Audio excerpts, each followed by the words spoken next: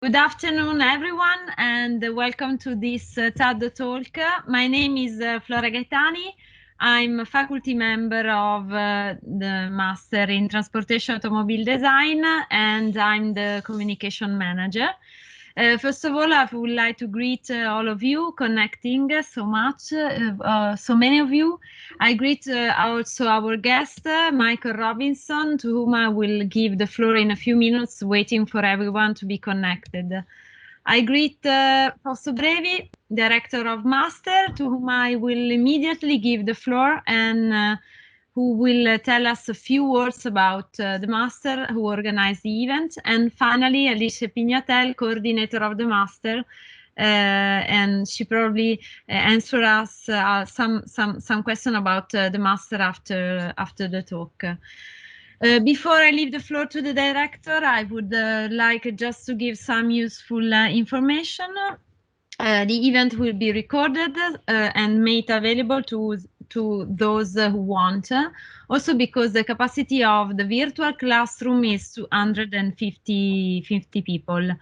For this reason, please, I ask you, if you want to leave the meeting, to do it by leaving the session with the RAND headset and not just closing the application, so can allow people to enter in the virtual classroom.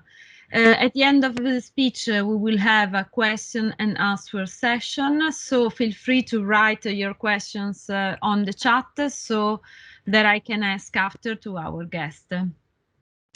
And now, before introducing our welcome guest, I leave the floor to our director, Fausto Brevi. Please, Fausto. Hello, welcome everybody. My name is Fausto Brevi, indeed, and I'm here to introduce today's event.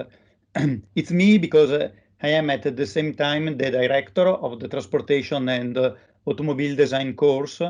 I'm the teacher in charge for the car design culture lessons, and I'm the creator of the TADtalks format.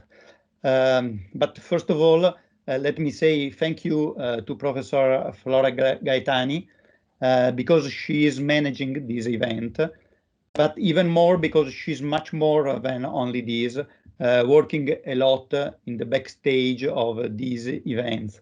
So thank you very much, Flora.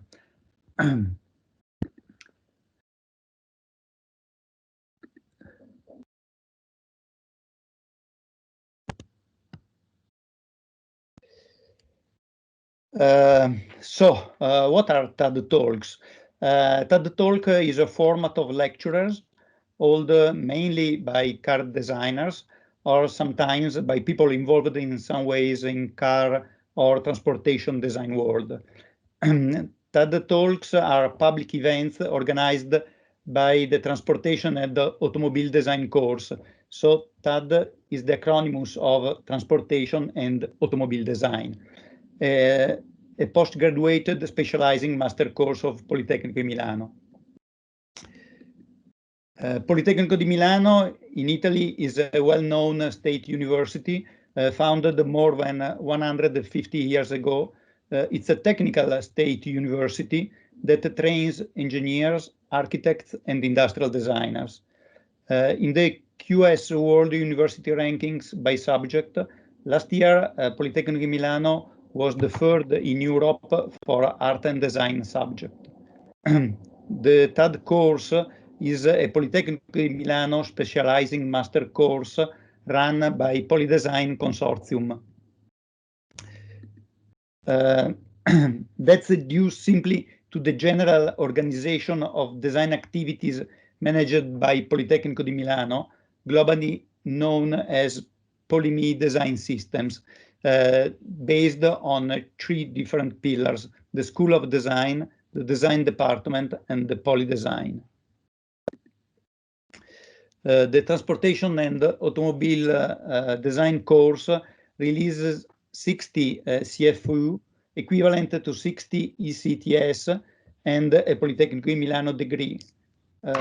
Currently, we are running the 12th edition, and we have hosted more than 170 students. Mainly are from Italy, but really they are from all over the world. with a very good placement in the transportation design world after graduating. Anyway, I don't want to waste too much time now on this because we will have time at the end of Mr. Robinson's talk for more information on the course. But I would like to spend still a few seconds on the about the course, only because last year we reached the goal of 10 years of TAD, and we celebrated this anniversary with an exhibition where it was possible to have a global idea about what happened along all these years. One other information is that next week we will have an open day about the course. So you can find more information at the end of today's event, but also on the web at the www.mastertad.com address, or also we are available on Facebook or on Instagram. Well, now it's time to introduce our host, Mr. Michael Robinson. Mike Robinson was born in Los Angeles, California, and he graduated from the University of Washington in Seattle. He graduated in fine arts at first, and 1 year later in industrial design. Immediately after graduating, he moved to Italy, in Torino area, where he has been living for 40 years, working as a car designer. In Torino, after 2 experiences in open design with Aldo Sessano and in the prestigious coach builder GIA, he spent roughly 20 years in the Centro Stile of Fiat Group, becoming also design director of Centro Stile Lancia at first, and later design director of Centro Stile Fiat. I met him for the first time around the mid-90s because we were both involved in experimenting with new digital technologies in the automotive design process. Me as external consultant, him as a chief designer first, and then as director of the Centro Stile Lancia. It has been an exciting time with the feeling of being pioneers in some way. After Fiat Group, Michael Robinson was appointed as Executive Brand and Design Director at Bertone until 2013. Under his guide, the Centro Stile Bertone best known project was the Alfa Romeo Pandion concept car highlighted at the Geneva Motor Show in 2010. But they designed also the Frecciarossa 1000 high-speed train, currently in use on several high-speed train connections. And they were awarded Supplier of the Year by a Chinese client for having designed and engineered the highest selling car in their history. Currently, Mike is acting as a freelancer involved as car and industrial designer. We have decided to invite him, of course, because of his great passion and great skills in car design, but also because he's currently involved designing remotely. And we would like to hear his opinions about how to go on designing during a pandemic time as we are living now. So now it's time to stop my voice. Mike, it's your time. Thanks a lot, Fausto. And a very warm welcome to all our guests from all over the world. We've got friends from Italy, from the United States, from all over the place. It's great to be able to talk to the world in different time zones, and invite you all into my home. Unfortunately, our video problem we had today is not working, so you can't see my beautiful house in the outside of the residential area outside of Torino. But it's a beautiful sunny day here today in Torino, and we're very happy to start this new discussion about how to work from your home. And can we go with the slides, Flora?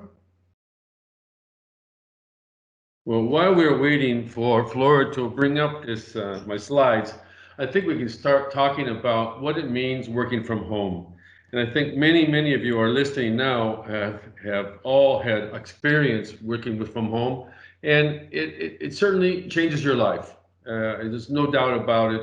And the whole COVID pandemic has been a terrible situation for the whole world, and we're all paying the price. But we've also discovered that it's starting to become a new norm, and it's no longer just a matter of solving the problem of COVID and then going back to our old ways of doing things. People say, you know what, it works out quite well, both for the corporations and for the employees or for the outside workers.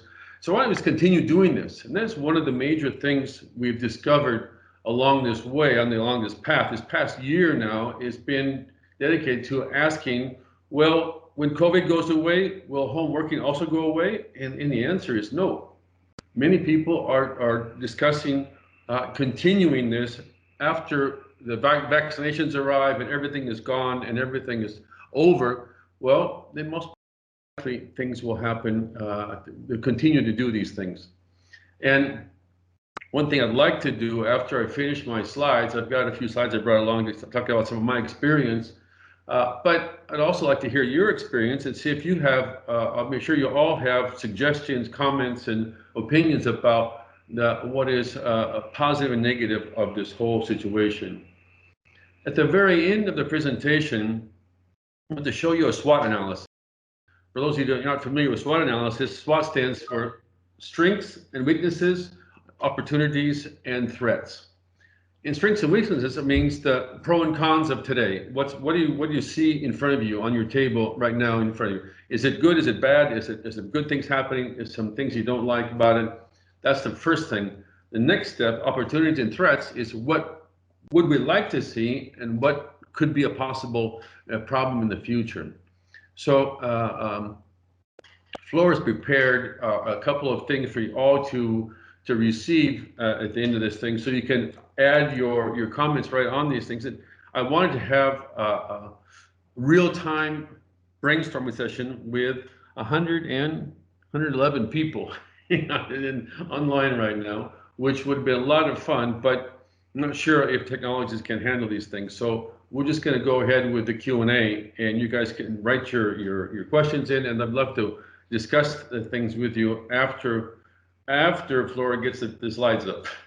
So,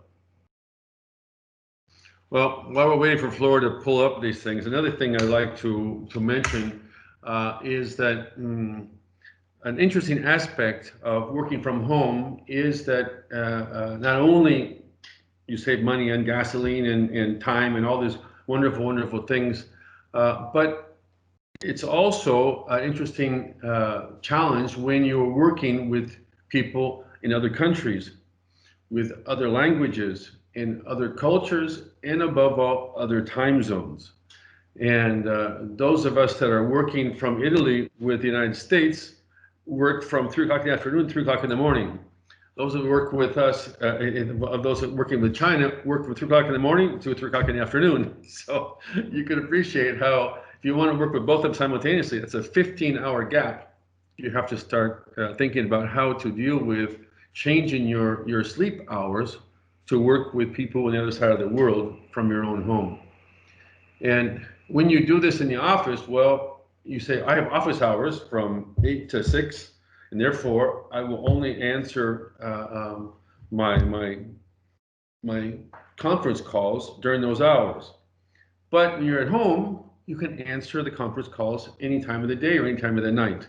And therefore, you are requested to change your hours to accommodate those that you're talking to on the other side of the world.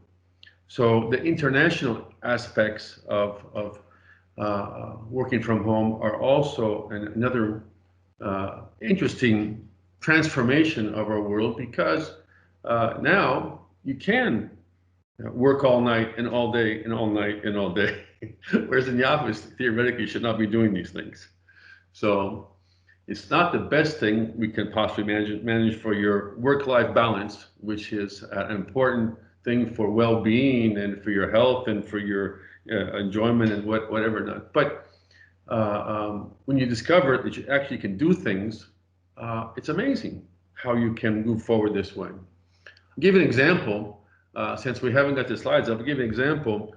While I was developing this car, I'm developing a SUV for a company in China, and it's a very large SUV, about as big as a Porsche Cayenne or a Lamborghini Urus. It's a big full EV, all electric vehicle. Probably cost about $100,000 when it gets on the market in China, and so it's a very important luxury vehicle.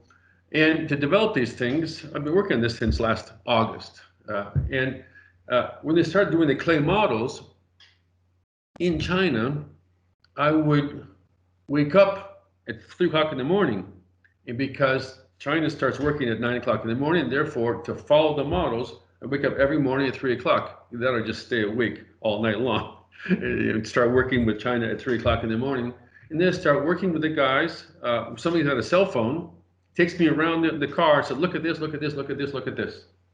So you can appreciate how the fact that usually when you're working with physical models, the most important thing for any of us, any designers, to work with those things is to, first of all, evaluate from different points of view. Second of all, to touch them. A sculptor's work is a very tactile approach, and a painter's work is a very visual approach. And so a sculptor has to feel those surfaces. You can imagine Michelangelo doing the David and feeling those surfaces, those muscles and the anatomy. And if it feels right, then you probably will look right. But not being able to feel those things in the model in Shanghai at 3 o'clock in the morning, it's a bit of a different experience compared to what I normally do in Bertone or in Fiat or wherever I was working before.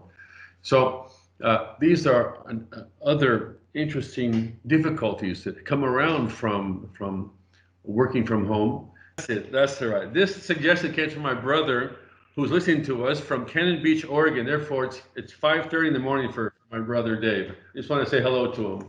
And he's a pastor in a Protestant church in Cannon Beach, and he says, you know what? Designing from a distance sounds a lot like God. Because God created this wonderful, wonderful humpback whale. He created the birds and the bees and everything around us. And nature is one of the biggest forms of inspiration for all designers.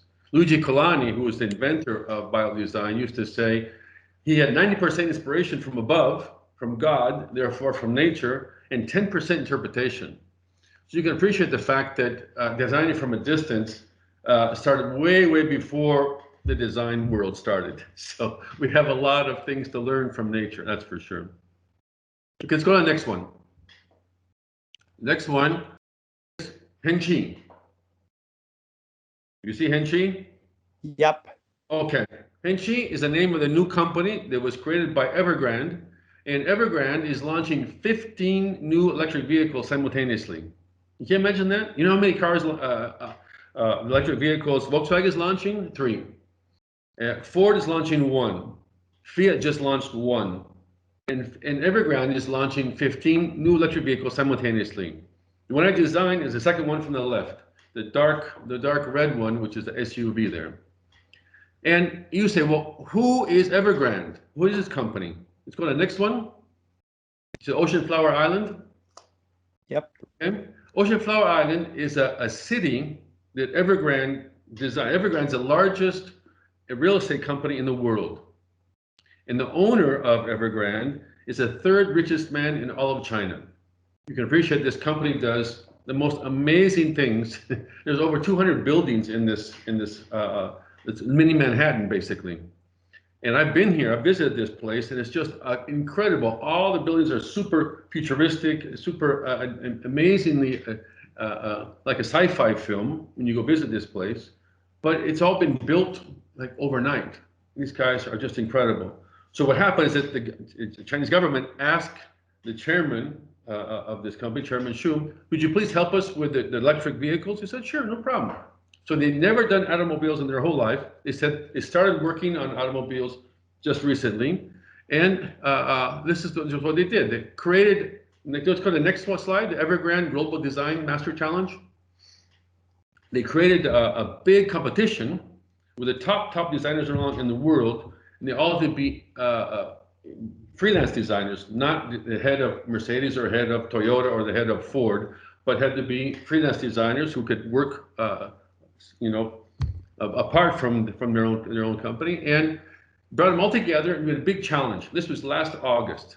So each one of us had to design 3 different cars of the whole lineup of things, and they chose a number of us won these things. I won, Andreas Warming won, Stefan Schwartz won, Luciano D'Ambrosio, Jason Clark Hill, and these are all people who won this competition and were asked to bring these cars forward.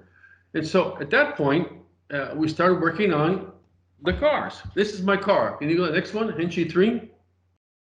Yep. This is this car I designed. This is a big SUV. Like I said, it's about as big as a big Porsche Cayenne, about $100,000 vehicle in production. And so it has to be a luxury SUV and not a sport SUV or a low-cost SUV. It's a big car. So I've been working on this for quite a while now, and we're in heavy discussions with engineering to put it in production at this point. Let's go to the next slide, which is the video.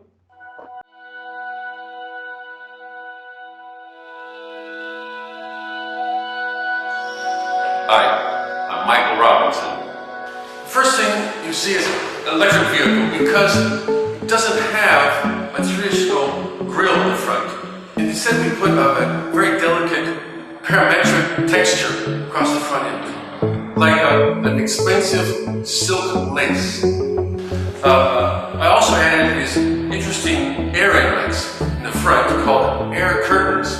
And their job is to take the air from the front and move it to the side for ultimate aerodynamic efficiency, which is one of the highest in the entire category. On the side of the car, you see that the most strongest impact of this car is the wide stance. It's got the tires are moved out from the body side, so it looks like a real strong athlete. And the sculptural fingers that wrap around the surface give us the most incredible liquid reflections across the body side. The lower part of the car has a dark rocker panel, which has hidden mood lights that, as you approach the vehicle, they automatically come on and say, "Welcome." So the greenhouse is visibly aerodynamic.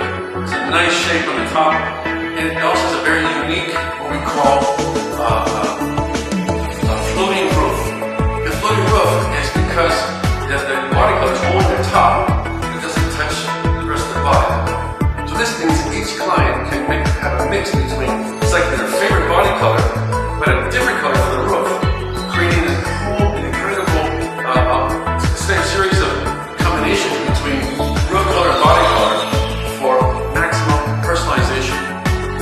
In conclusion, overall design sensation of this car is both sensuous and solid. That makes the tough SUV robustness with a wide stance and a beautiful voluptuous form language, which creates a new industry standard for design in the future. Next generation technology, next generation safety, above all, next generation beauty. Because beauty is the key element for human well-being. And this creates quality of life, which is the most important feature for all patient vehicles. So, welcome to the future of mixing and new energy luxury with the Henshi 3. Thank you very much.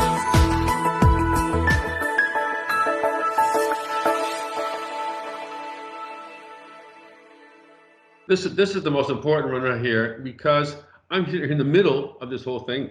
There's a 3-ring circus around me. Up in the upper left-hand corner is a design company in Shanghai called Icona, which is the company that pays me. They got a contract from the company down at the bottom, which is called Evergreen, and that's the car maker. So those two companies, Evergreen gave Icona a contract, and Icona gave me a contract, so that's the connection there. But on the upper right-hand side, we have Magna, which is the engineering company situated in Graz in Austria. Therefore, every time we have a meeting, all three players are on board. We have to talk these together. And you can appreciate that we have 10 to 15 conference calls every week for the past 12 months, every day. If I have a meeting someplace else, they stop. They don't have the meeting. So if I can't go to these meetings, then they just don't do it because I'm the person in charge for this entire vehicle. So you can appreciate the fact that we have a multilingual, multicultural, multi-time zone, and so it's not easy to do all these things with all these people, and what you think is normal, other people, it's not normal for them because they're on a different time level, they're a different culture, they're different world. So this is one of the complexities of designing a car from a distance because of working overseas. Like Samuel Codegodi said, working with the people in Japan from Italy is not the easiest thing in the world, and I can assure you, a company that's done real estate for the past 25 years, now doing cars, have lots of things to learn about cars, and therefore you have to help them understand how automobiles work. Let's go to the next slide. Okay, now we'll talk about working from home in the rest of the world, not just in the car industry. I did some research of trying to find out what's going on now. We start with COVID. COVID is the reason why we're all here talking about this, because COVID started in China and spread out to the whole world, and this wonderful gift that China gave every one of us allows us to get into home working. Let's go to the next one. As you can see, North America and India and South America are the major explosions of these things. Europe has quite a few areas as well, but certainly not as big as these giant countries. So the next one. Okay, here we see China, updated October 29th. China said 85,000 people got the disease, but look down the lower left-hand corner, it was all back in February. After February, nothing happened. They completely eliminated COVID from their entire country with 1.5 billion people in the country. And you say, well, how is it possible that China can stop COVID and America cannot, and Italy cannot, and Holland cannot? Well, they did something interesting, very interesting. They tested 9 million people just in one city, Wuhan. What was it? The base that, where it all happened. So the second one is to trace all the contacts from a nationwide network of facial recognition cameras everywhere. In China, wherever you go, Big Brother knows where you are, who you are, what you're doing. Everybody. And so most likely that context would not work very well in the Western world, because if we lose our privacy, always, that would not sit well with us. So they're able to trace every human being, and if you are in quarantine, leave your house, they know instantly, and you're arrested. You're put in jail. So then, once they found out who all the people have them, they put them in the hospital, they treat them positively, and poof, all of a sudden COVID is gone. And so still today, it's not a problem for China. They are closing their frontiers to all foreigners coming in now because the foreigners are the bad guys and they are clean. So you can appreciate why this is a bit of a strange situation. Let's go to the next one. Italy is lots and lots of them. As of October 29th, we got 647,000 positives. Many times those of China, which is 1.5 billion people. Italy just a small little country. Because of the second round, just look at the peak in the second round. So the question is, here we are all sitting in our homes with the lockdown, thanks to our good friend Giuseppe Conte, who's killing the Italian economy to make sure that we don't have any more problems with COVID, but the numbers keep going up and up and up and up. So it's really hard to understand what the hell's going on with these situations. Let's go to the next one. Okay, so thanks to COVID, everyone's working from home, but in reality, only 69% of people are working from home because other people are still working on site. For example, mostly white-collar workers are working at home and blue-collar workers are working in the factories because you can't assemble a car from your home, obviously, or make bread from your home or whatever else. So majority of the high-end jobs are home, people working from home, and the low-end jobs are working in the offices. The next one. So this is the new office. Right, here we are in the office, in your living room, on your couch. See my new assistant. My dog is here with me all the time. And the question is this just going to be here for COVID, or when the COVID goes away, this will be the new normal? And the sensation is it's going to become a new normal. People will be working this way much further into the future after COVID is gone. Next one. This is a funny thing I brought up. Just I thought just a little bit of humor. This is how remote workers are happy at work, and there's a number of reasons. My boss thinks I work this way with all this fantastic equipment. The clients think I have 18 screens and I'm a superstar high-tech person. My friends think I'm on the beach working. That's an interesting thing, a possibility to do. My colleagues think I'm totally drunk. That's how my colleagues think. My girlfriend wants this type of home working experience. In reality, this is the way I work. Just chilling out in my pajamas on my PC. So many different approaches to home working compared to what other people think. And the question is, where do people look? Where do people work?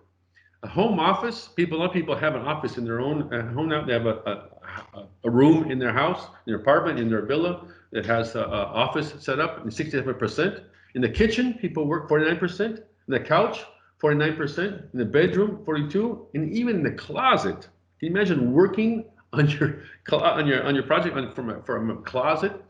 Maybe people have kids that are screaming and shouting. You have to close yourself in some place to get away from it, but it's pretty crazy. But in any case, 71% of the remote workers say they're happy. Only 55% of people in the office say they're happy. So therefore, working from home brings more happiness, unless, of course, you're closed in a closet. Go to the next one. Okay, these things you should do every week while working from home, and these are suggestions to help people have a better experience. First of all, get some exercise. You're sitting at a computer all day, every day, 12 hours a day, 16 hours a day, 18 hours a day. You need exercise. Second one is networking. Stay social. Then improve your professional value. Take advantage of this sort of lull in the time to get some extra learning. And finally, personal development. Let's go through these one by one. Next one. Exercise. You can go running in the park. You can take your dog. I take my dog for a walk every afternoon, and for the dog, good for me. And when you get out of the house, and especially in a lockdown situation, when you're out of the house and walking and thinking and not working, it's good for your body, but it's also good for your brain, good for your soul. It helps you just go through some things and take a break from that computer screen. If you really can't get out of the house because you got so much to do, then buy yourself a cyclette and start doing some pedaling, because we're all getting fat and lethargic, working our brains and not our bodies. So it's important to match that together. Next one. This is an interesting concept that a friend of mine, Silvano Jolly, told me about transforming they name it social distancing. Keep apart from people. That's the requirement that people are asking during a lockdown. Don't get close to someone. And it should be called distance socializing, because we need to have distance to avoid contracting the COVID virus, but we need to socialize. Humans are social animals. We need to talk to people. We need to have friends and stuff.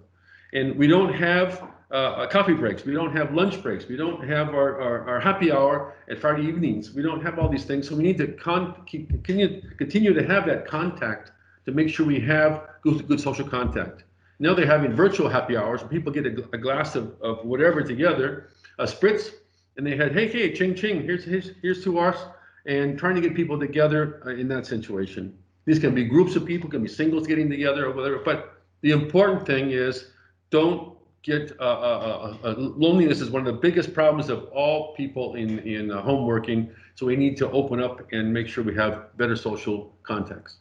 Next one.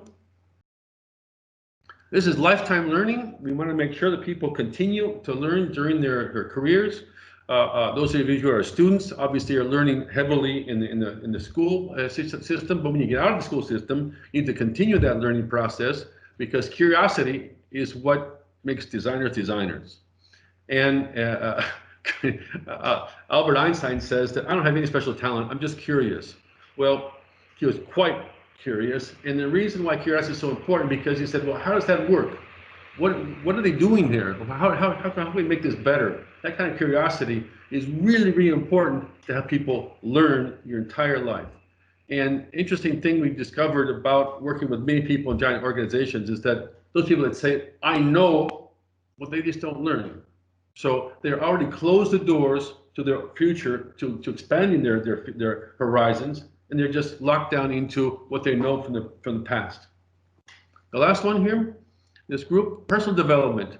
It's important to take your creativity and not apply it only exclusively to your work, designing a car in China or designing some furniture or whatever it might be, but you should use it for painting or sculpting or cooking or writing or whatever you want to do, whatever your passion is outside the office, because you need to have a good work-life balance.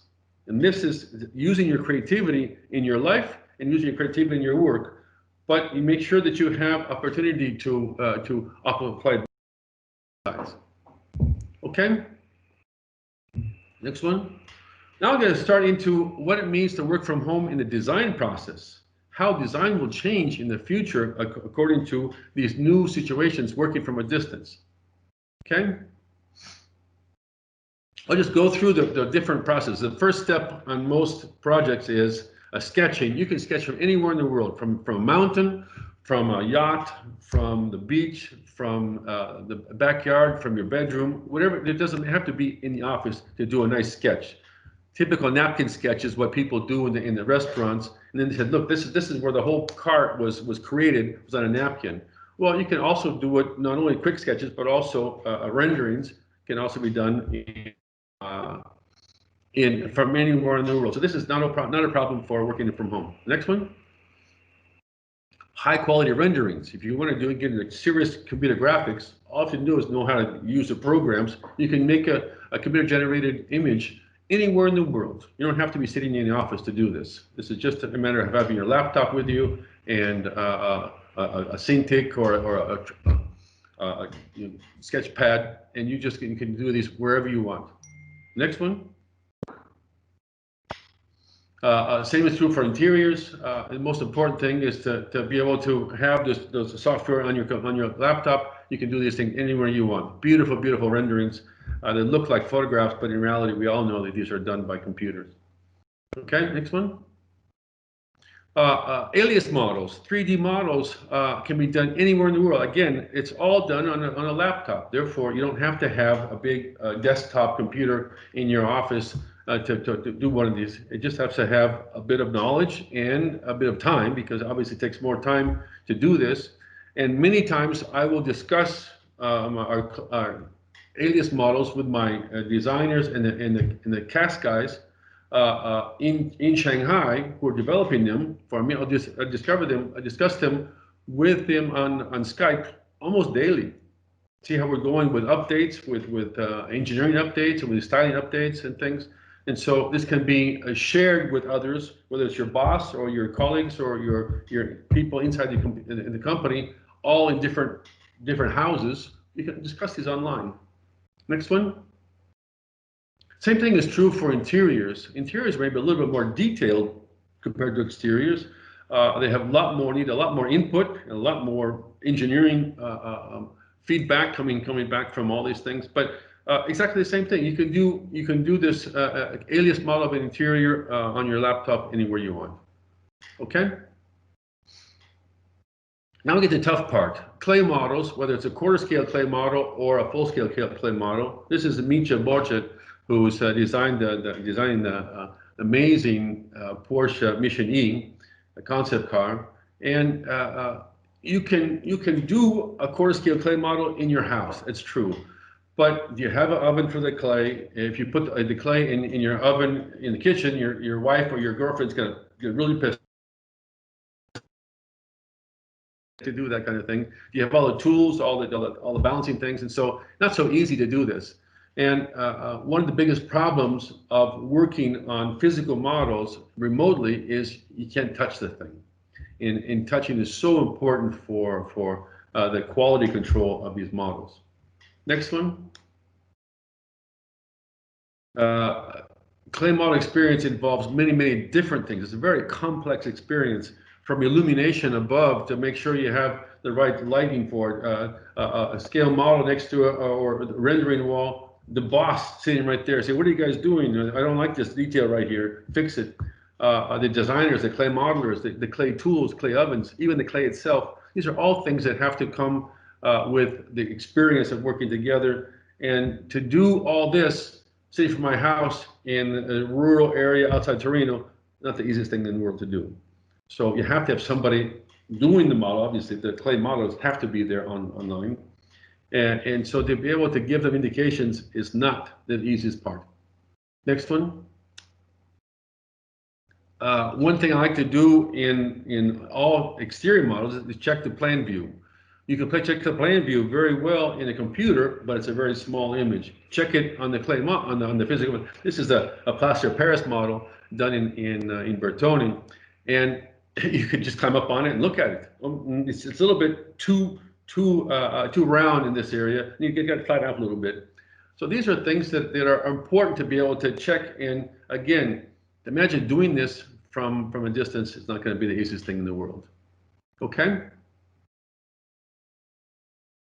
Virtual versus physical versus virtual, you're going back and forth. First you create an alias model, then you mill it out into a physical model, then you modify it, and you scan it, put it back into alias, then you scan, mill, modify, scan, mill, modify. This loop going through every process is really amazing, going back and forth. This is on the right hand side, you see a picture of the Bertone area, which is the virtual reality room with the blue car, and on the right side, next to it, is the presentation room. So you can have a virtual and physical simultaneous to see if they're at least similar. They should be identical, but sometimes they're not, and you have to have some reason to justify those things.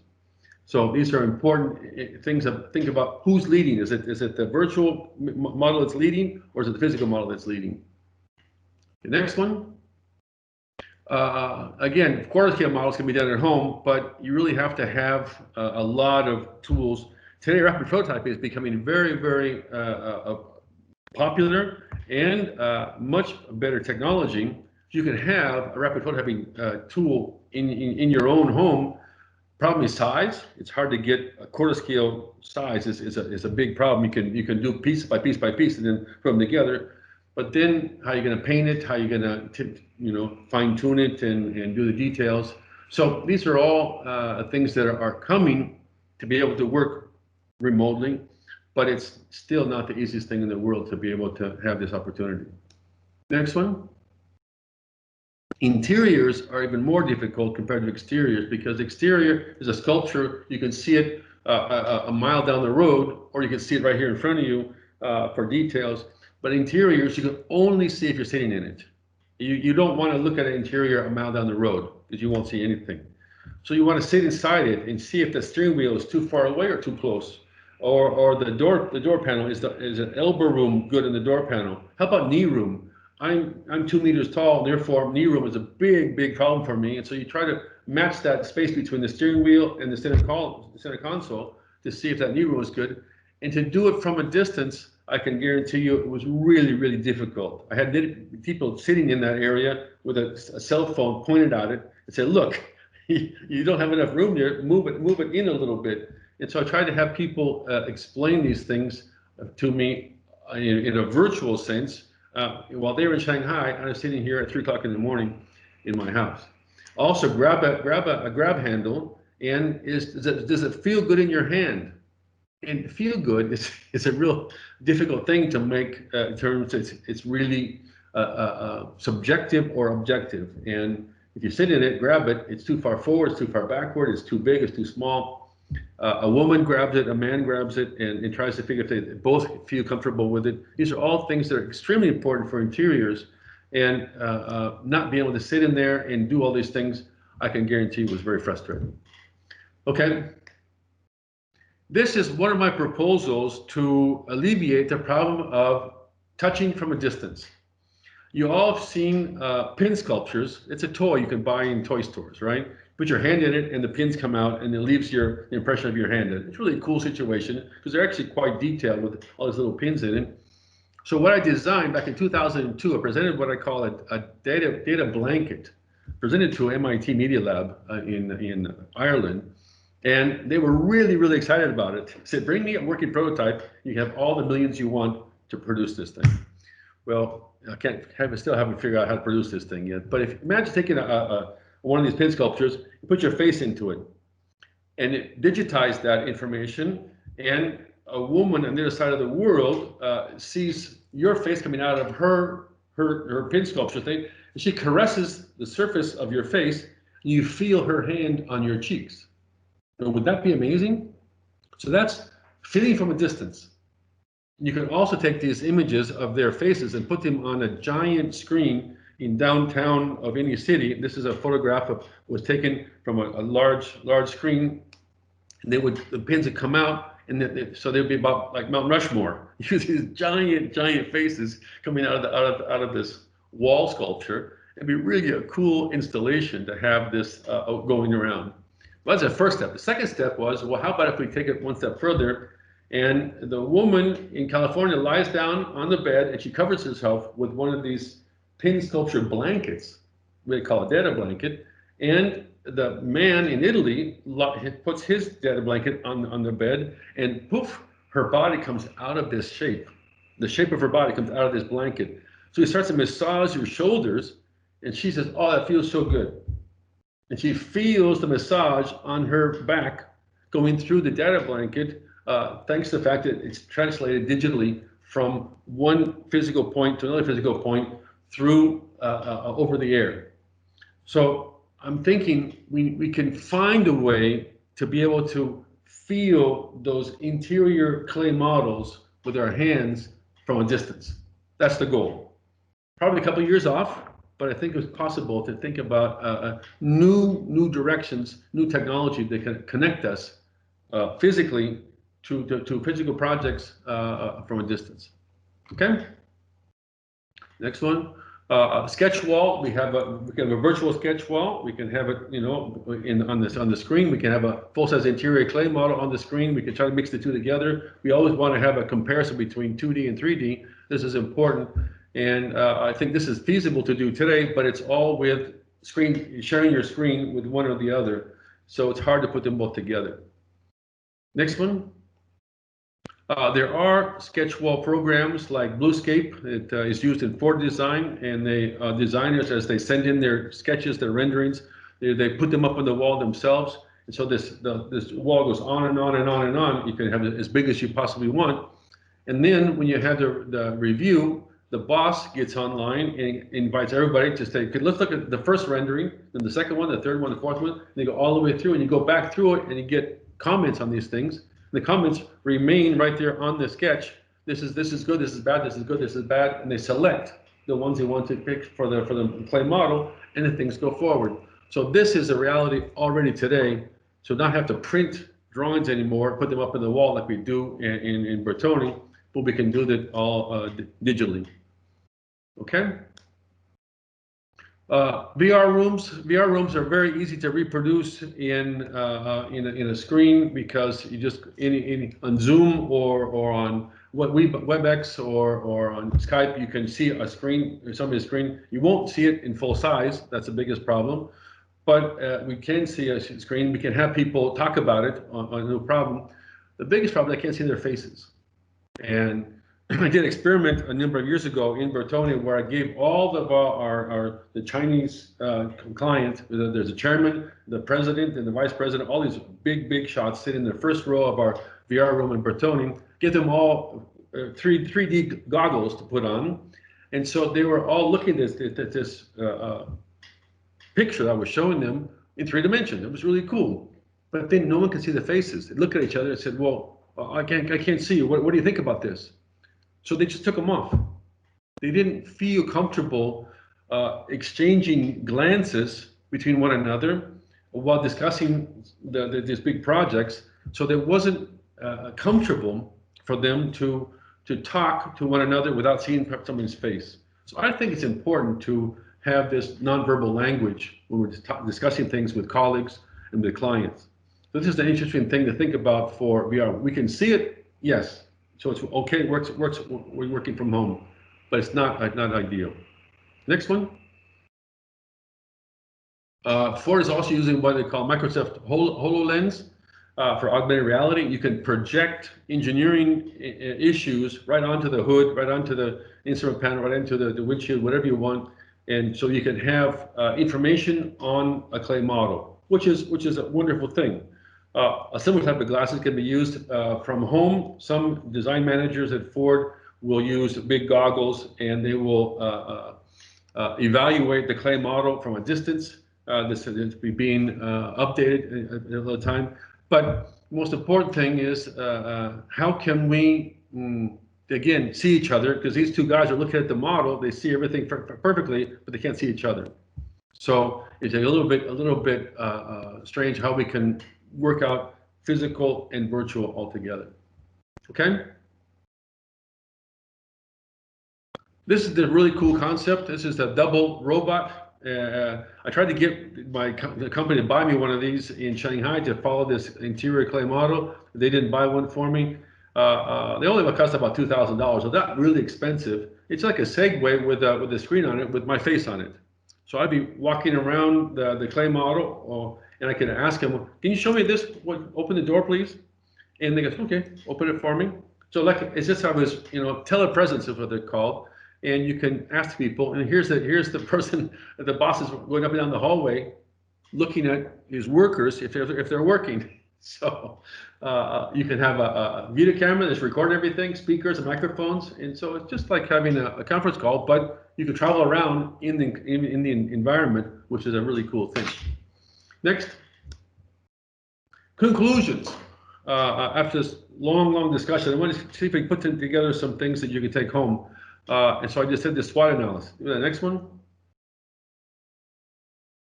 This is what SWOT analysis to show you with people. The first 2 strengths and weaknesses are internal today kind of situation, and the opportunities and threats are more external tomorrow situation. So we need to figure out how we can do pro and con for today and what we'd like to see tomorrow and what we're worried about seeing tomorrow. Let's take a look at what happens. So I created this graph for you, and it'd be a great idea if you could take a screenshot of this and take it home and start filling out your own things. What would you like to see for the future? What is your opinion of working from a distance as a designer? And start thinking how you can improve the situation around you. Maybe suggest things to your boss or to your company or to your client, whatever, about how these can be better. And some of the things you saw today, maybe you have different ideas.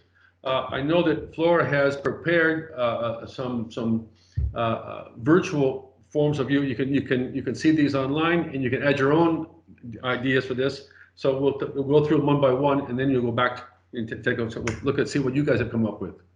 Okay, next one. Okay, next slide. Okay, so we just used keywords to make it easier to read. And one of the strengths about working from a distance is you avoid COVID, certainly. You have flexible office hours.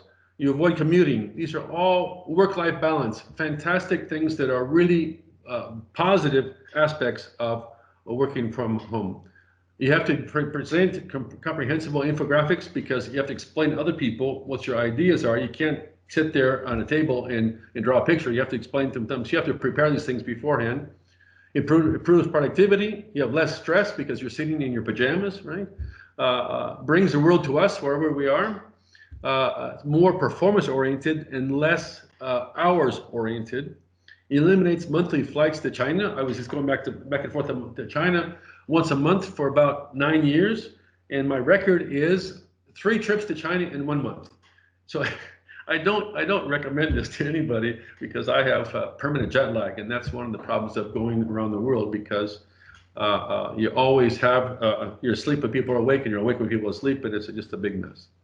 It also tends to transform employees into freelancers, and that means that you have more responsibility, and your boss has more trust in you to do things properly. So these are wonderful things that are happening in the strengths. Just see the weaknesses.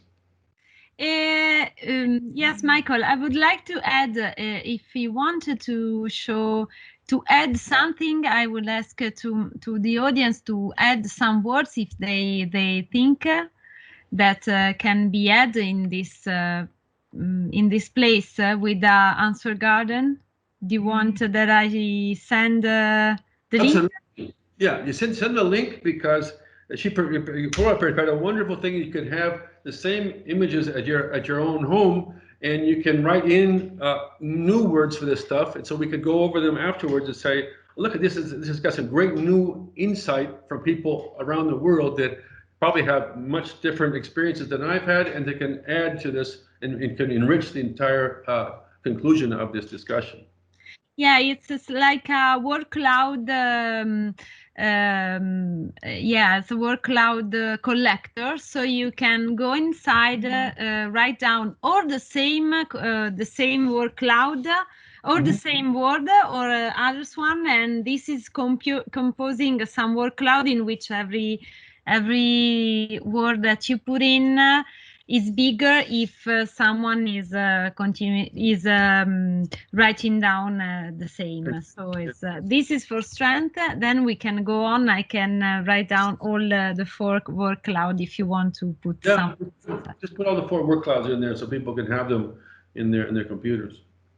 Weaknesses. A typical problem with all home workers is loneliness. All people complain about working and working and working and working, never seeing anybody. And so this is typical. You don't have a coffee break. You can talk about the soccer match that happened this weekend. The Juventus beat Napoli again, whatever. No daily lunch breaks. You can go down and talk about all kinds of things with your people at lunch. You don't have to talk about work and work and work all the time. There's no cross-pollination. Young designers need to have a senior designer to look up to. So look at that beautiful work that guy's doing. He's just beautiful stuff. Can you explain how you do that? How do you do that trick on Photoshop? All these things are so important to have a mix between some designers are passing on information to other designers. So as a team, we need cross-pollination, and you don't get that at all when you're working from your house. Meetings tend to be too formal. If you want to, you pass in the hallway and you see Joanne over there. Hey, Joanne, can I talk to you for a moment? I said, sure, sure. You go check this one thing for me. Perfect. Finished. In 5 minutes, less than 1 minute, it's over. If you do a WebEx meeting, you have to write the invitation, send it to all the different people, find a time to get together, and it's just all super, super formal. Whereas people prefer more informal meetings, and not always just formal meetings. An interesting thing about it's been proposed is to have people working from home have 1 day a week with no meetings. Sounds like a great idea. No claim model reviews. It's hard to see all the big bosses, the president and the vice president and the chairman, all sitting there looking at your model. And if you're doing this in distance working, it's very hard to see that happen. No touchy-feely experience. I talked about what it means to have your hands on a clay model, to feel where the defects are, first of all, and feel the comfortableness of a steering wheel or a gear shifter or a door handle, things like that. Last thing is no pizza nights. When I worked in Bertone, I'd go out at 8 o'clock at night and buy about 15 to 20 pizzas, bring them back and put them on the desks, and people would stop and have a dinner break. Then we work all night to finish a delivery for the gang. And the next morning, I kick everybody out of the office at 8 o'clock in the morning. They have to go home by mandatory law for our laws in Italy. And I go to a meeting and they go home. So, but pizza nights are a great way of team building because everybody works hard, everybody helps each other out. It's wonderful. So, opportunities. Let's see the next one. Opportunities, we need to have more team motivation, team building, first of all, and employee motivation, second of all, because people tend to lose sight of what's important in the company. If you're in the company every single day, well, you wear the company, you breathe the company, you think the company, but if you're at home, you can be distracted or other things. And so it's important to continue to do motivation building for the people in your team. You need to have new creative types of problem solving, come up with new ideas and use your creativity not only to design the thing you're working on, but also to design new processes that help this system work. Expand your vision of design. Many of us are already working on saving the earth. There's so many problems with the earth over and above presidential elections and COVID lockdowns and things like that. There are also problems of pollution, of oceans filled with plastic. These kind of things can all of your vision design, not just for beauty of the objects, but also beauty of the earth. We can also have self-improvement. We talked about how to, learn something, lifetime learning, or learn how to paint or whatever things. Going for a daily walk or a run, virtual coffee breaks. You can call your friends up and say, hey, can you have a coffee together? And distance socializing, how to see people regularly while you're working. Okay, the last one, threats. Okay, the biggest problem we have is it's difficult to find face-to-face.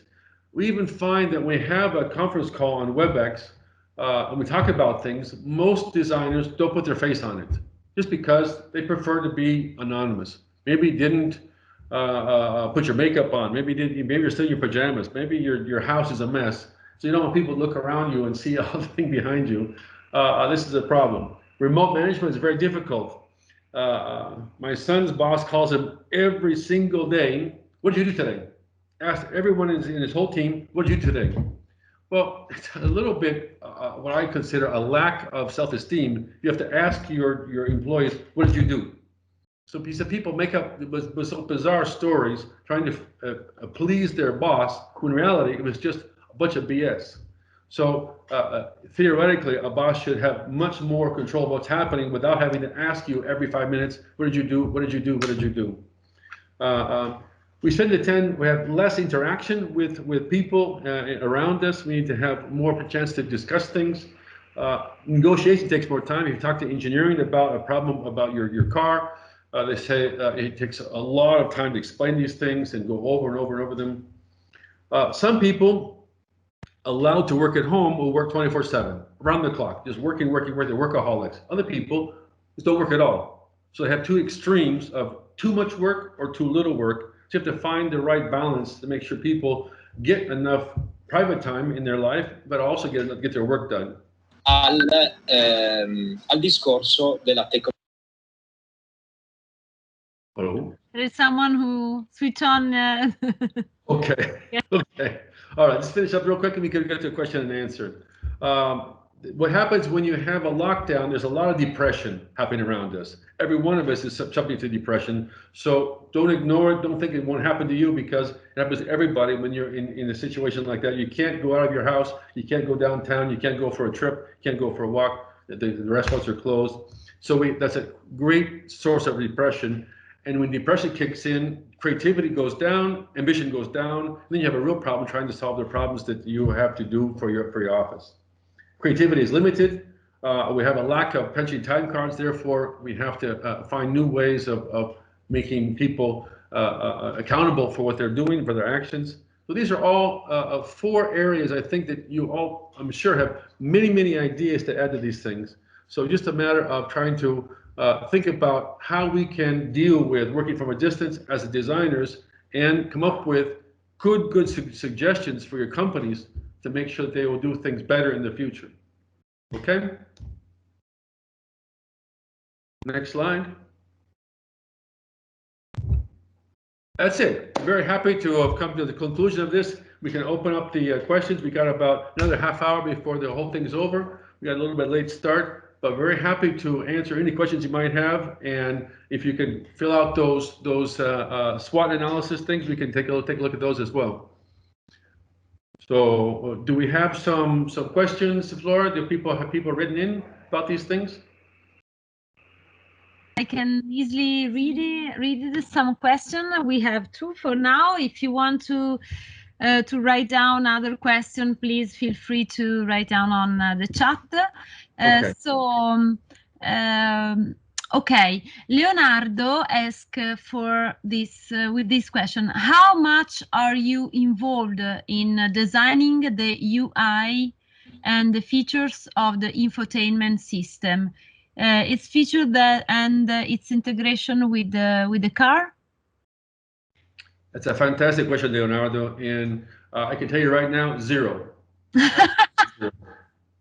And it just ticks me off. But the client has their own UI department, and they're taking care of all of this stuff by themselves. And they said, that's not a design issue, that's a technical issue.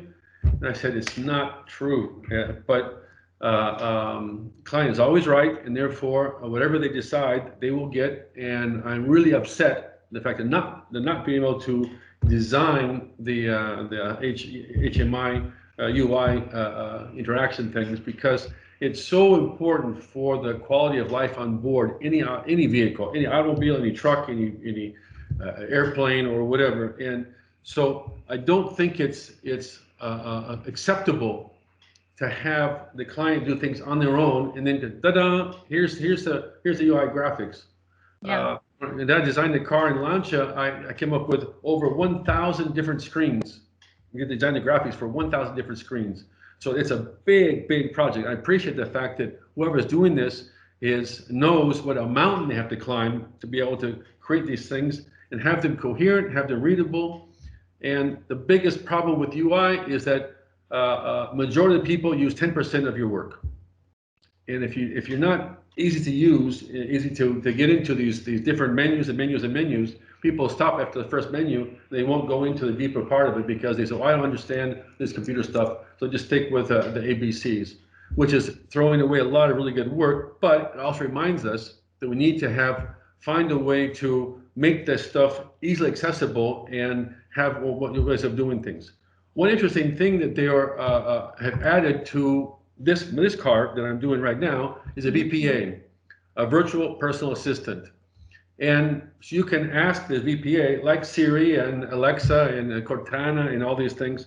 You can ask the VPA, can you tell me where the next restaurant is? Yeah. So that's some way of avoiding all these giant screens. We have 800 screens in this car, so it's really high tech and a little bit, I would say, over the top, because screens is not the best way to do UI. But the idea of having a Ambrogio in the car you can talk to is also a fantastic way of dealing with user interface.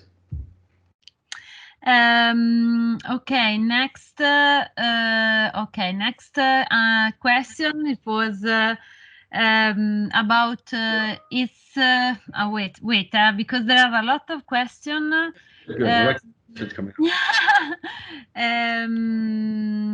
Which is, in your opinion, the most beautiful car you have ever designed?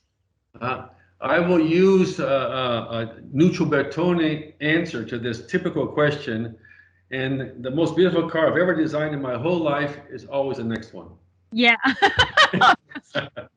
Okay, so I like to use it because it's a very positive thing for the future, because designers always live in the future, always looking forward to the next best thing, and what you did in the past is already gone. And so, but in all honesty, looking back at the cars I've done over the years, one of my favorite cars I've done for all of the cars is the Alfa Romeo Pandion. That was a 100-year anniversary car designed for Alfa Romeo, and it was all done in 4.5 months. And it was my very first car I did in Bertone.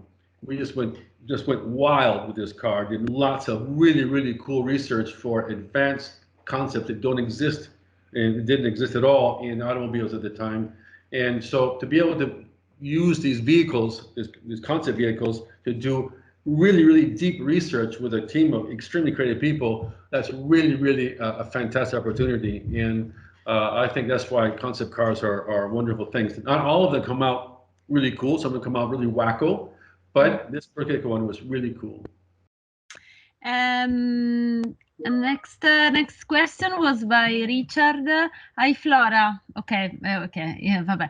My question is if the lack of tactile feedback is a serious threat to the look and feel of the product.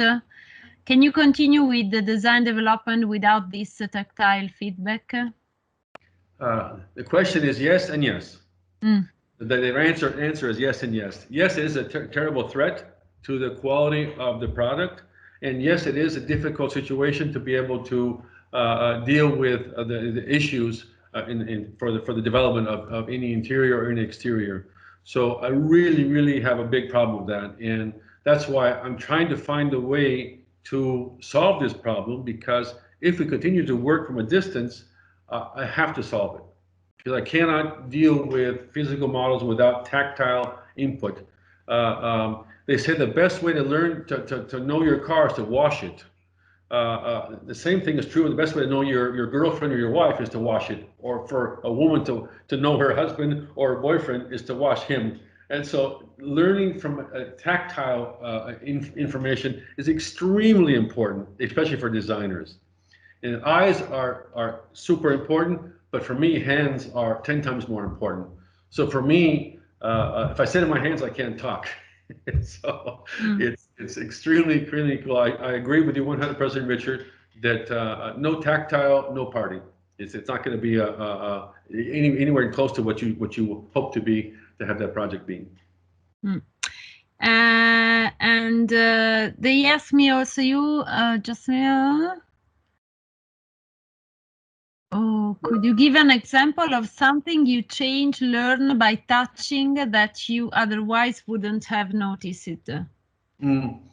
We're getting to lots of really delicate textures for interior surfaces for automobiles, and now we're starting to use them on the outside as well. I mentioned in that very brief piece of that video that Flora showed you that we put a parametric texture on the front of the car instead of a grille, and the parametric texture can be overbearing if it's too strong, or if it's not even visible, it can be underbearing. And so you feel with your hand to see if it feels right.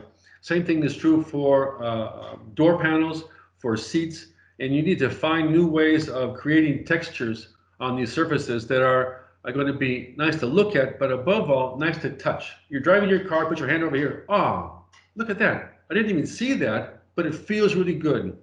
So if you can think parametric textures being used on different parts of it. You used to have textures that were CH patterns, or the dot patterns, and that was the whole type of patterns we had for plastic. Now with leather and plastic and many other things, we can do a lot richer things. One of the best companies for that today is Renault. The concept cars from Renault have some beautiful, beautiful textures on their concept car exteriors. And so you can see how this is going to become more and more an important element of design for tactile quality in car design. And I think it's going to also move to furniture design and to industrial design as well. For camera design, because we have the little knobs on cameras and things like that, but that's more ergonomics. It's not just aesthetics. And what I'm talking about now is just aesthetics.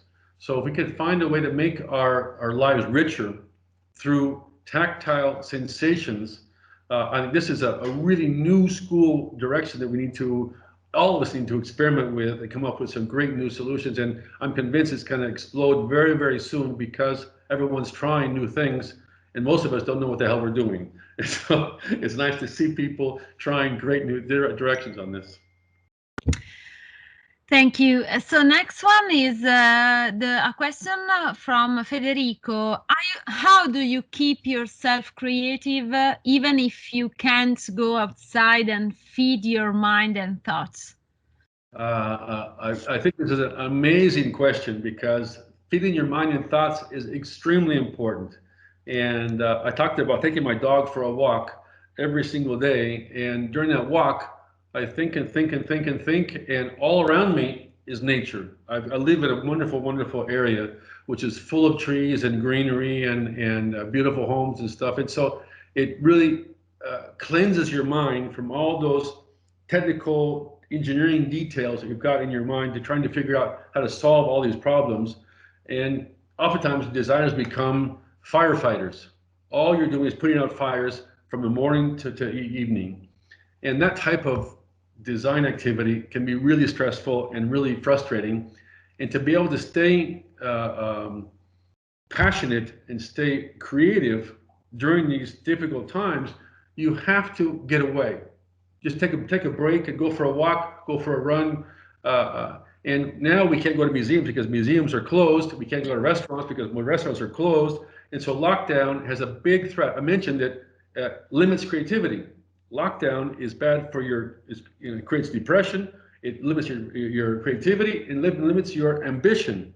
So there's three giant threats from lockdown. But those of us that are really creative and really curious, I go online and look at the most bizarre things you could possibly imagine. And I ask my designers, come bring me something I don't know. They'll bring me all kinds of things that I've seen before. And it's great to be able to use the internet to look for things that are completely off the radar. You know, outside the box, outside your automobile world, outside the project world, outside everything, and try to expand your mind. And that way your creativity continues to stay in that childlike curiosity that keeps you really alive and up on top of things.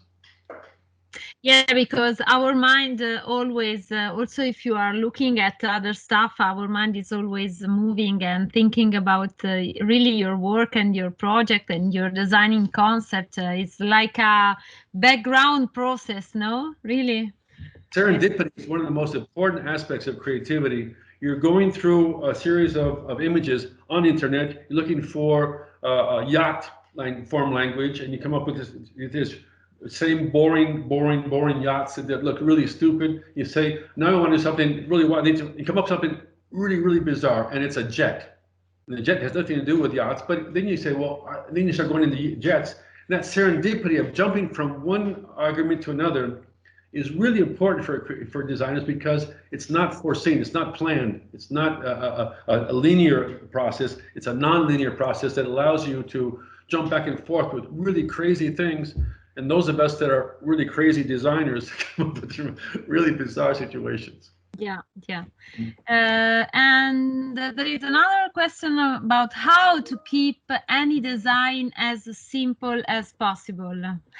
There's a wonderful, put your finger right in the middle of the wound, because I believe simplicity is the most wonderful part of design. And most cars today are over-designed. You look around you and you see one line would be more than enough. They put 6 lines on there. So why did you put all these lines on there? It's over-designed. It's killing it. And so minimalism is a fantastic thing for interiors of homes, interiors of cars, or things. That's the new luxury, is minimalism. Okay. I also like to think the opposite direction, because go in one direction, you have over design. It needs to be become more minimalism and closer to what is simple design, like you mentioned. On the other hand, I have young designers coming to me with their portfolios. They say, look, I want a job. They show me the portfolios. I said, you know what? Your drawings, your concepts, your proposals you're showing me are almost like our professional designers doing. The only difference is because the same difference between your designs and our designs is the difference between a cylinder and a woman's thigh. They're almost identical. The difference is vital to the quality of design. And so, okay, I used a woman's thigh as a man's approach. Maybe a woman would think of a man's bicep as her approach, but the most important thing is to think about nature. The richness of nature is very complex, but so pure, so clean, so there's a reason for it. And so we need to find ways of making our designs rich but not over-design. So think about both directions, not the cylinder and the thigh on one side, or the 16 lines of over-design on the other side. We need to find a good medium between those two worlds. Good. Here there is a question about Italian design. Do you think that with this pandemic, the vision of Italian automotive design could change? What do you think about the future of Italian coach builders? The future of Italian coach builders is a big threat right now to the future of the coach builder industry, and the reason why is that obviously COVID has put a big damper on many projects. We're not seeing concept cars anymore because we're not seeing car shows anymore. No car show, no concept cars. And so a lot of the projects we used to do here in Torino are getting thrown out because there's just no more need to make them. And this is already in itself a problem of these situation with concept of the car shows that are not allowing us to do more design activities.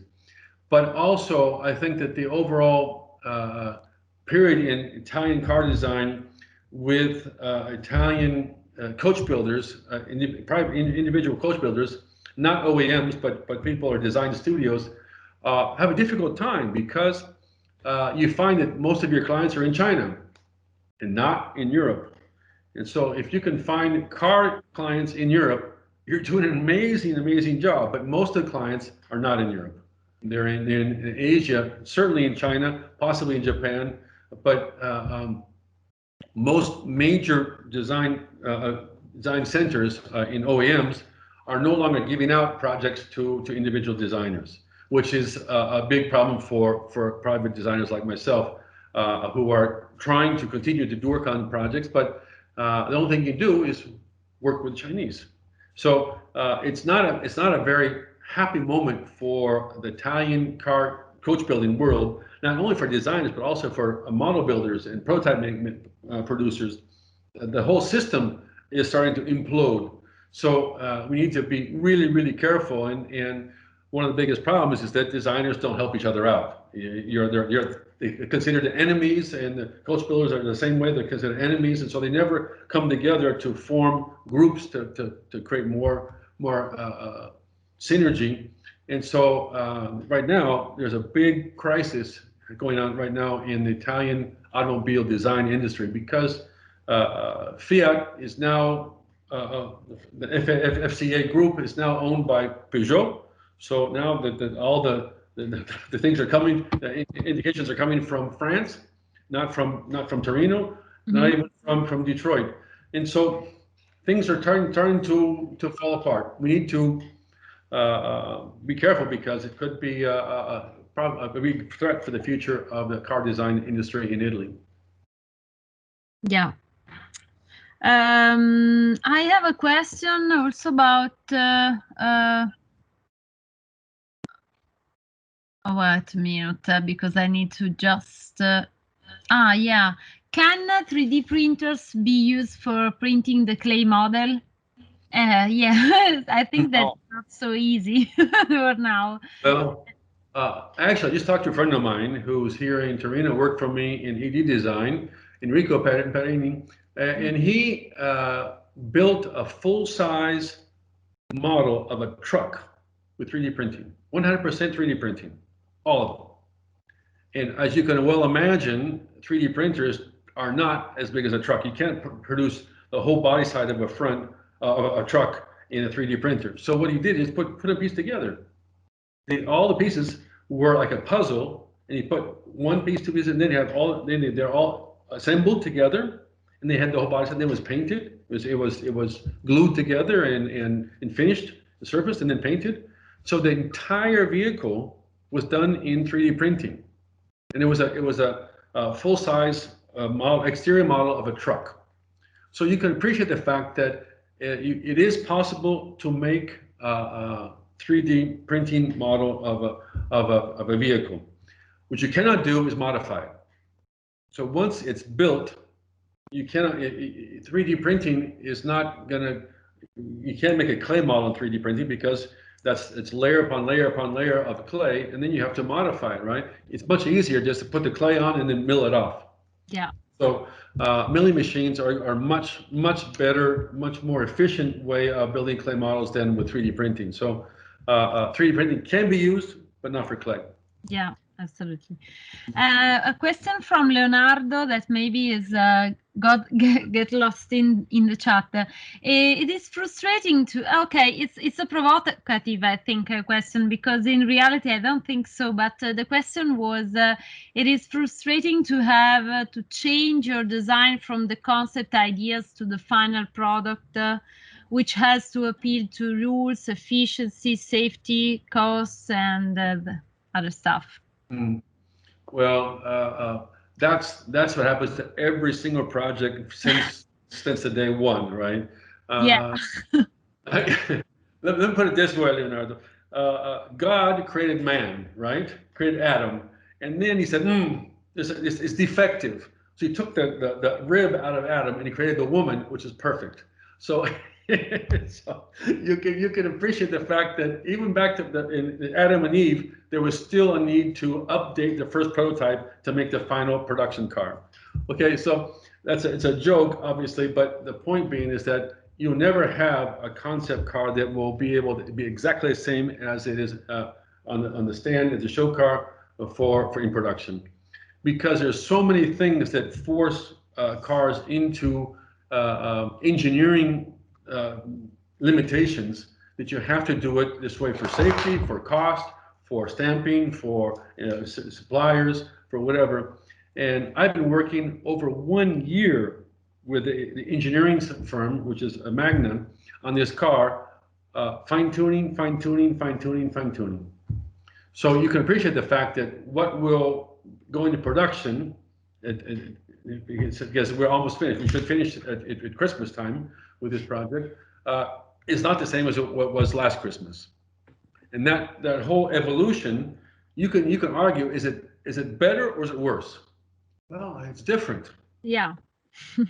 And lots of times concept cars are a little bit rough. They don't have any safety issues. They don't have any crash protection. They don't have all those things that cars must have to make them safe for people to drive in. And therefore, I understand the frustrations because I'm the first one who gets frustrated. But I also tell my guys, look, guys, don't complain. We want to make sure this car is sellable and usable and appreciated on the market, and not just appreciated to you, one person who falls in love with the concept, and then everything else, no one else likes it because it's not non-usable. So to make a car usable, or a furniture usable, or a camera usable, those are all extremely important things for the market acceptability. So instead of fighting against these frustrations, we need to spin them off into opportunities rather than threats.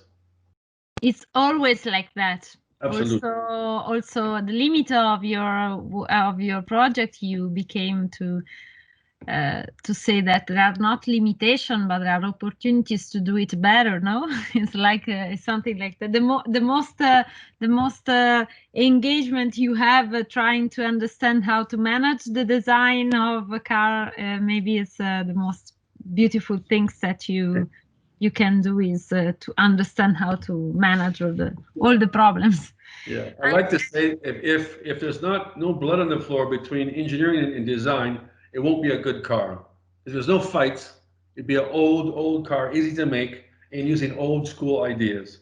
If there's big fights, it means it's new school ideas, it's breaking new ground. It's a groundbreaking idea, cutting edge idea. Engineering has a hard time making it, which is even better. So when it does come out, it'll be fantastic because those fights produce better projects. If there's no fights, the project will be really old school when it comes out. I add also one thing that someone is asking me something about the master. We will have another Q&A session after after this Q&A session about the master. So please stay tuned, because if you want to ask more about master and education on car design, we will be there also after. Other stuff that, okay. Giacomo asks, it's right to think that the sound makes a crucial part in the whole car experience. What is the future of gasoline engines in the sports market? We've been discussing this exact issue for quite a while now, especially doing electric cars. What sound should electric car make? Right? And yeah. Is it going to be like an electric razor? Ooh. Or how about a dentist drill?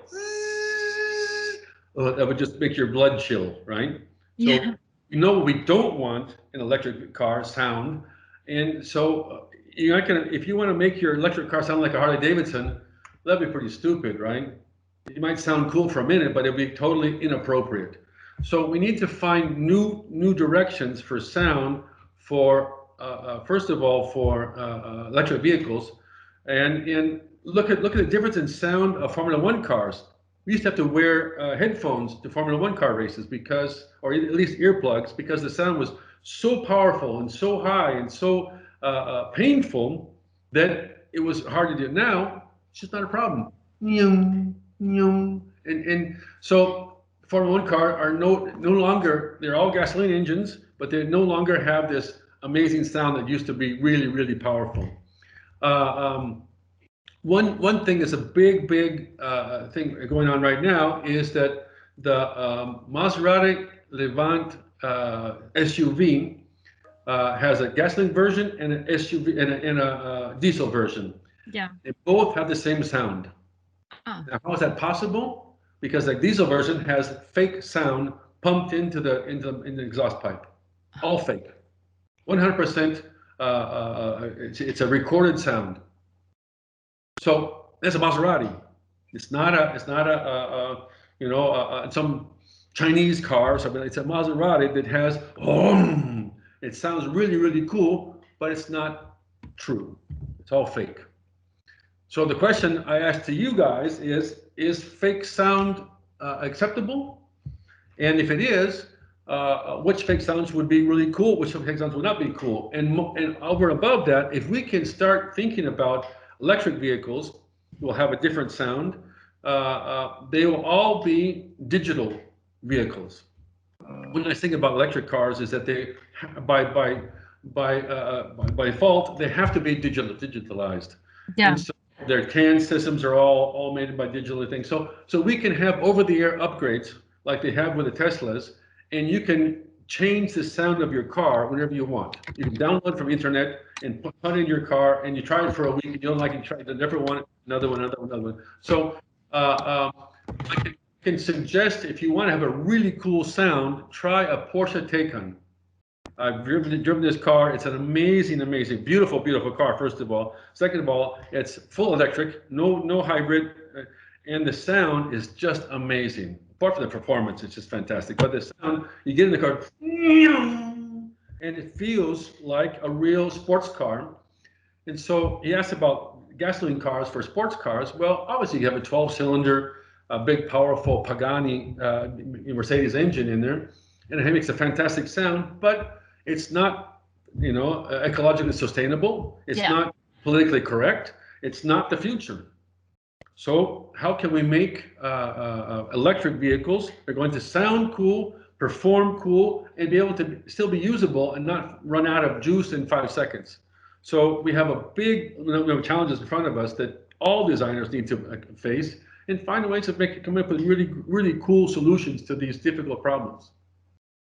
Yeah, there is some of our guests that say that's why Porsche added the performance sound button in Taycan, I guess. Absolutely, it's just fantastic. You all go out and try it because it really is a wonderful experience. It's a really kick in the pants. And someone say, personally, electric car motor sounds amazing. Others say, no, I don't like it. It's quite the fake. Oh, no, okay. Someone say this fake sound is like just a little pretty sad, no? Yeah. And so it's quite there is like a discussion about that.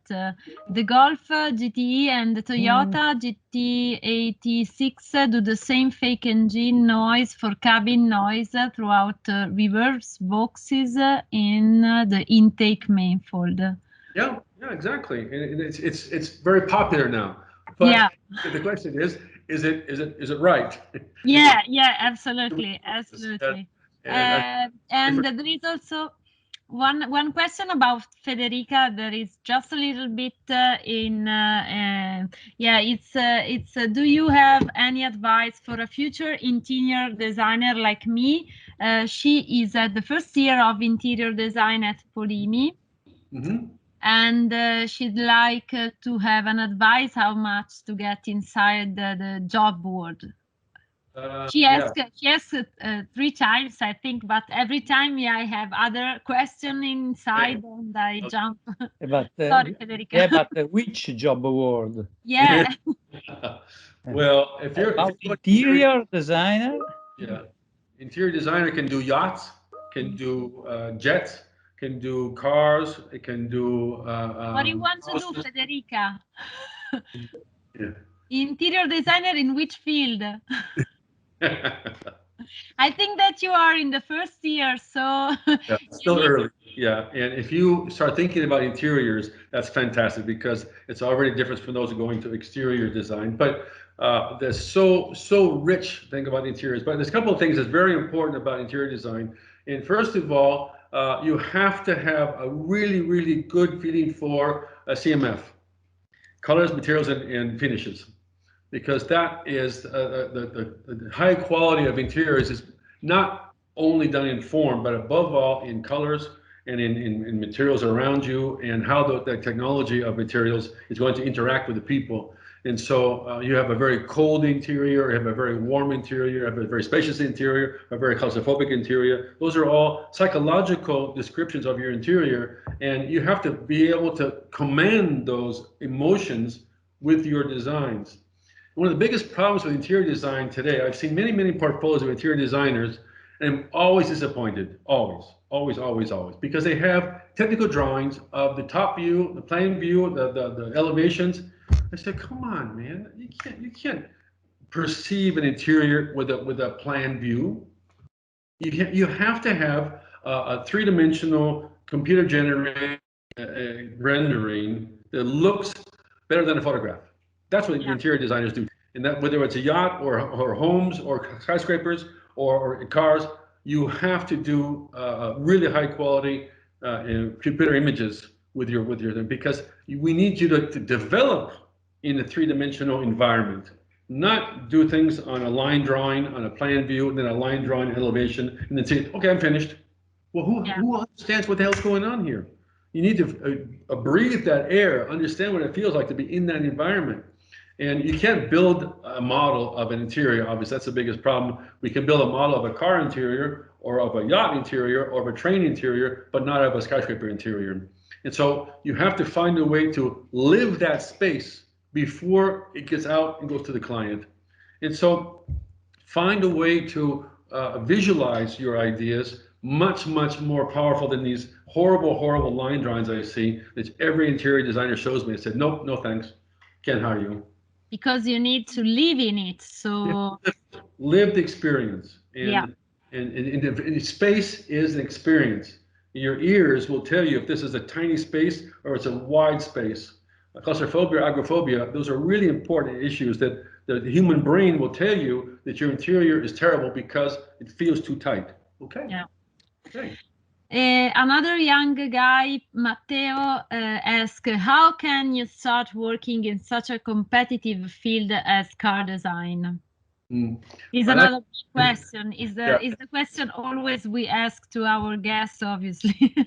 Yeah, well, what I like to advise all design students in the world, whether car designers or interior designers or furniture designers, what it is, the best thing you can do for your career is to choose your parents wisely.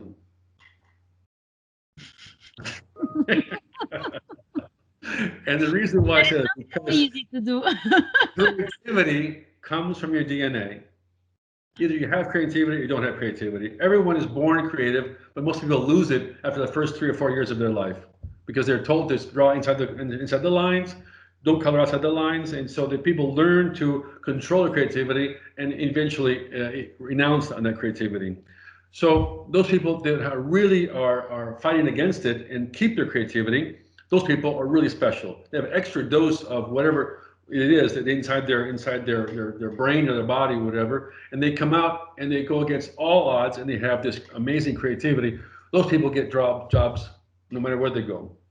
So it's important to think that a lot of design students come in and they think they want to be a designer, and they really don't have the horses to make that happen.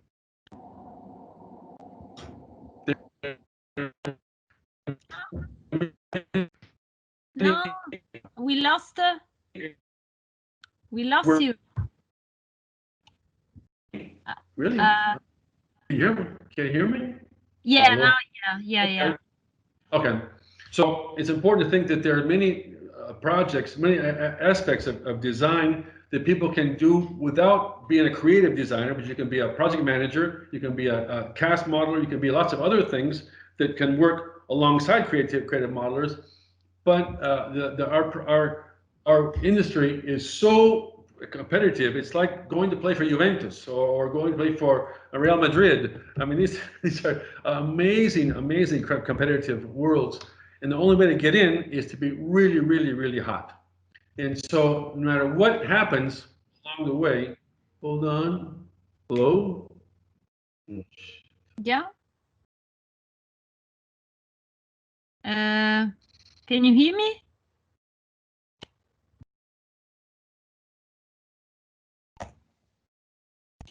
Okay, I don't listen. Well, I got you. Okay. Back. Okay. I lost you. Yeah. Okay. So yeah. Okay. I think person? last. Okay. One question is from Mexico. So from Carlos, as a car designer, you have to work always on a team, or is it possible to develop new breaking ideas as individual designer? Michael, can you hear us? I think that the connection is just, we are losing the connection, I think. Well, let me say that it's 4 o'clock, so. Right. I would like to say hello to our guest. I know that the time is really run away, and I'm sorry. I don't know if now we are trying to.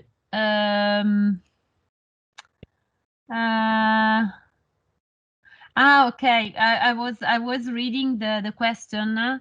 I'm working on my thesis project, which is designing of a car, and my teacher really against myself being alone designing. Yeah, in reality, we know well that inside car design world, we work in team a lot. So it's not so easy to work by yourself. And inside, for example, our master, in reality, we work a lot about working in team. We let our students working a lot in team. I'm very disappointed that I don't see no more. Just a minute. I don't see our guest. Maybe he has some problem, but I think that we are at the end of this TAD talk. I would like to, just a minute, because I have a message from him. Yeah, he's losing us. Samuel, are you open? You want to add something, Samuel? Because I see that your microphone is on. It was a mistake. I'm sorry. Okay. Okay. So I would like I ask yeah, if he's able to connect would be beautiful, but I think that we are at the end of this meeting. I see some wait, I see some other question, but I would like all of you, because I see that there are some questions also about the master, about I don't know if we have some scholarship and stuff like that, but because it's very late, it's 4 o'clock, I would like to invite you at the next open day. There is in next week. I can send you the link to register on this open day. The next open day, that is this one. If you want to see us and to go and to speak and to ask for us about the master in transportation and automobile design, please go to this link. The open day will be at 19th of November at 2 p.m. Central Europe time. I don't know, Fausto, if you want to add something, because I can't share my screen in reality, so I don't know if you want to add something or we can stop there. No, I don't know if Alice has some statement about how to enroll and so on as usual. But I was looking if there is some question we can answer now about master. Some ask about scholarship, but I think that a better solution maybe is to say to our guest and to our eccola Alice, that maybe the better solution is to see in the next week to answer to all your questions, or if you want to answer something, to say something about the master enrollment, Alice, you can obviously do it. Hello everyone, good evening, and thank you for being part of the talk today. Well, yes, since the time is very short, of course I'd like to answer some quick question if you have any. Sorry, Alice, there is Michael, there is online, and Okay. we have in video finally. I think yeah, if you want to open your microphone because it's closed, we will say hello to you. Get Tyson here too. All right. Well, we kind of got cut off there with all the discussions and the fantastic questions, but do we still have anything left over with that, or we want to go forward with the talks about the school? Yeah, I think that now there are 4 o'clock, and so we were managing to go on. I would like to thank you a lot about this speech, a very inspiring speech, and your time for your question and answer. That was fantastic. We would like to continue also this, why not, this speech, very interesting speech about the pandemic situation, and but not only, because it was very interesting, and all the stuff they are saying, oh, what a beautiful dog you have. That's my new assistant. Yeah. Yeah, and And we will also say to the audience that the recording will be available as soon as I will download it this afternoon. So I will download and upload on YouTube, and we will be available. So I will send you an email to all participants that can see again this fantastic interview with you. Okay, well, thank you, Flora. It's a wonderful opportunity to be able to explain some situations. I think everyone has information, experience in this world, and so I think we're talking about things that people know very, very well. And so it's great to be able to exchange some ideas about how the working remotely and design can come together and find some sort of a connection between the two, and with the pros and cons of that, how that happens. Yeah, so thank you so much, Mike, and see you. Okay. Take care. Okay, bye-bye. Take care, guys. Bye. Bye. Bye. Thank you so much.